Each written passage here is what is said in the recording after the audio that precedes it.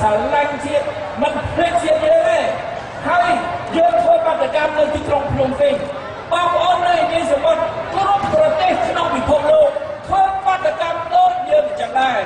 នៅសហរដ្ឋអាមេរិកសូមអបអរសាទរបងប្អូននៅរដ្ឋធានី Washington បងប្អូននៅកេឡា New York បងប្អូននៅ Seattle រដ្ឋ Washington សូមអបអរបងប្អូនធ្វើបាតកម្មនៅសហរដ្ឋអាមេរិកគាំទ្រប្រជារាស្ត្រខ្មែរនៅប្រទេសកម្ពុជា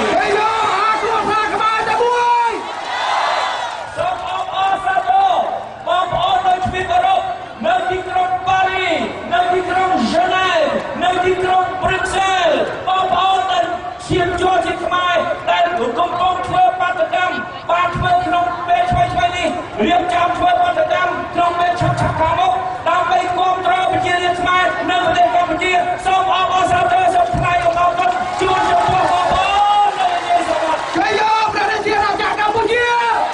ជួយយកគណៈបកសង្គ្រោះជាតិហើយសូមអបអរសាទរថ្លែងអំណរគុណជូនបងប្អូននៅប្រទេសអូស្ត្រាលីនៅទីក្រុងស៊ីដនីនៅទីក្រុងមែលប៊នអបអរសាទរបងប្អូននៅប្រទេសញូហ្សេឡង់នៅទីក្រុងអូកឡែននៅទីក្រុង Wellington បងប្អូនបានរួមកម្លាំងគ្នាយ៉ាងធំធេងបងប្អូនបានរៃអង្គាសបានខតិការជាច្រើន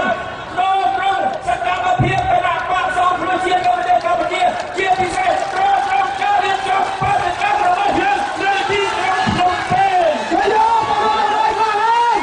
ជួយយកពីប្រជាធិបតេយ្យហើយបងប្អូនយើងនៅក្នុងសមុទ្រភូធាណាបងប្អូនភូធាជាយើងដូច្នេះយើងបានទទួលការឧបត្ថម្ភរាល់ថ្ងៃជួនកាលមួយថ្ងៃបាន$3,000ជួនកាលមួយថ្ងៃបាន$5,000ជួនកាលមួយថ្ងៃបាន$10,000ដូច្នេះអត់ខ្វះលុយទេបងប្អូនទៅលោកជាដែរជួយយកមកគ្រួសារខ្មែរតែមួយ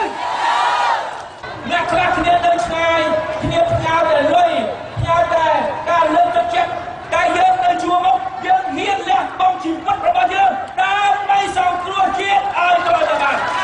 ជួយយករបស់សង្គ្រោះជាតិជួយយករបស់តកូនខ្មែរ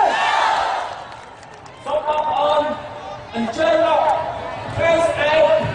ជាថ្ងៃបញ្ចប់ប៉ុន្តែបញ្ចប់ជាស្ថាពរណាមិនមែនបញ្ចប់ជាបណ្ដោះអាសន្នទេអត់មានបញ្ចប់ជាស្ថាពរទេពីព្រោះនឹងមានបញ្ហាបន្តទៅមុខទៀតដល់រំណាយើងមិនទទួលបានយុត្តិធម៌ឡើយការចូលដំណាក់កាលនេះរូបភាពត្រូវតែបង្ហាញកម្លាំងយើងគ្រាន់តែយើងមកជួបជុំគ្នាបង្ហាញមុខបង្ហាញវត្តមានបានយ៉ាងច្រើនទៅដល់បង្ហាញទឹកចិត្តនិងហើយជោគជ័យរបស់យើងបង្ហាញថាបញ្ហារបស់ស្រាវនេះអត់ចប់ទេអត់បានចប់ទេ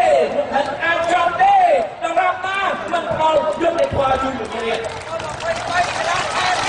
បើយើងស្កាត់ណាបើយើងមិនតវ៉ាយើងមិនធ្វើបាតកម្មឲ្យមានទំហំរងរាយកាន់តែធំឡើងគេថាការបោះឆ្នោតនឹងចប់ហើយគេលួចប្លន់ស្លឹកឆ្នោតយើងបានហើយគេលួចប្លន់អំណាចពីយើងបានហើ